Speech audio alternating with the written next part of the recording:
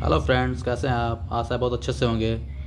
आज फिर मैं क्लास 9 के सिविक्स से लेसन नंबर 1 यानी what is democracy and Y democracy से संबंधित कुछ इंपॉर्टेंट टॉपिक्स लेकर के आया हूँ। जिस तरह से आपने मेरे पहले के वीडियोस को लाइक किया है और मेरा वीडियो आपको पसंद आया है, यूज़फुल रहा है, उसी तरह से ये वीडियो भी आपको पसंद आएगा, ऐसा मेरा मानना है। लेकिन उसके लिए आप मेरे वीडियो को लाइक करें, शेयर करें, सब्सक्राइब करें, ताकि आपको लगातार ऐसे वीडियोस बनाकर मैं देता रहूँ। चलिए शुरू करते हैं। Broader meaning of democracy. Broader मतलब ब्रॉड से ब्रॉडर यानी ज़्यादा बड़ा, व्यापक, लार्ज। डेमोक्रेसी का व्यापक अर्थ क्या? यहाँ पर आप कुछ फिगर देख रहे हैं। ये फिगर क्या बता रहा है? फिगर में आपको, अगर आप न्यूज़ देखते होंगे, पेपर पढ़ते होंगे, तो आपको कई तरह की चीज़ें आपको पता चलती होंगी कि देश दुनिया में क्या हो रहा है। आखिर डेमोक्रेसी का अर्थ क्या है, ये तो हम लोग पता चल गया। लेकिन डेमोक्रेसी को हम सिर्फ देश के लिए नहीं, बल्कि अपने समाज, घर, प्लेग्राउंड, रोड, ट्रांसपोर्ट कहीं भी यूज़ कर सकते हैं। जैसे आप क्रिकेट खेलने की आदत होगी, खेलते होंगे, तो वहाँ भी डेमोक्रेसी है। यानी हर चीज़ का एक नियम है। कितने उस एक टीम में कितने प्लेयर होते हैं, बैट्समैन को कैसे खेलना चाहिए, बैट को कैसे, बल्ले को कैसे पकड़ना है, बॉलों को कैसे दौड़ना है, कैसे बॉल फेंकना है, अंपायर को कैसे अंपायरिंग करनी है, फील्डर को कैसे फील्डिंग करना है, हर चीज़ का नियम है। क्योंकि आप देखते होंगे कि जानबूझ करके अगर किसी बैट्समैन को आउट कर दिया जाता है तो उसके खिलाफ बैट्समैन अपील करता है, या नो बॉल का इशारा, कैच का, आउट का, कुछ भी। तो हर चीज़ का एक नियम है। बिना नियम का खेल भी नहीं होता है। उसी तरह से अगर आप चेस खेलते होंगे तो उसका भी अपना एक नियम है।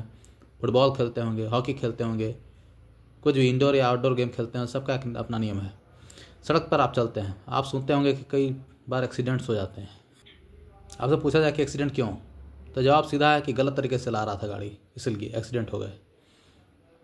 जाहिर सी बात है, गलत तरीका यानी कि सही तरीके से अगर चलाया जाए तो एक्सीडेंट्स नहीं होंगे। हाँ, लेकिन तरीका गलत होगा, या नियम से नहीं चलेंगे, हम लोग ट्रैफिक रूल से नहीं चलेंगे, तो दिक्कत तो आएगी। उसी तरह से फैमिलीज़ में अगर बड़े बुजुर्ग हैं, वो हेड ऑफ द फैमिली हैं, तो अगर उनकी बात को ना सुना जाए तो बच्चों को दिक्कत आ जाती है। और बड़े भी अगर अपनी बात को ज़बरदस्ती छोटों पर थोपें तो भी गलत है। यानी एक बैलेंस बना करके फैमिली को चलना होता है, और वहाँ भी डेमोक्रेसी है। क्लासरूम में जब आपके शिक्षक आपको पढ़ाते हैं तो जो भी सब्जेक्ट आपको पढ़ाया जाए उसी सब्जेक्ट को पढ़ना। कई बार देखा जाता है कि जो स्टूडेंट्स होते हैं, अगर मैथ पढ़ाया जा रहा है तो इंग्लिश की कॉपी लिखते हैं, इंग्लिश पढ़ाई जा रही है तो साइंस की कॉपी लिखते हैं चोरी छुपे, और जब टीचर पकड़ लें तो सॉरी कह के निकल जाएं। तो ये सही नहीं है। टीचर आप ही के लिए सोचते हैं और आपको सही तरीके से पढ़ाने का प्रयास करते हैं, आपको उनके अनुसार चलना होता है। तो हर जगह डेमोक्रेसी है। यही ब्रॉडर मीनिंग ऑफ डेमोक्रेसी है। जैसे हमें कुछ पॉइंट दिखाया गया है। We are a very democratic family. Whenever decision has to be taken, we all sit down and arrive at a consensus. अभी बताया गया कि डेमोक्रेटिक फैमिली भी डेमोक्रेटिक है, यानी किसी पर कोई दबाव नहीं, सब मिलजुल कर डिसीजन लेते हैं। हाँ, जो बड़े होते हैं उम्र में उनका सम्मान होता है, लेकिन छोटे को प्यार भी मिलता है। तो इस तरह से एक डेमोक्रेटिक सिस्टम है। I don't like teachers who do not allow students to speak and ask questions in the class. कभी कभी आपको भी ऐसे शिक्षक आपके क्लास में होते होंगे जो आपको क्वेश्चन करने से मना करते होंगे या डांट देते होंगे।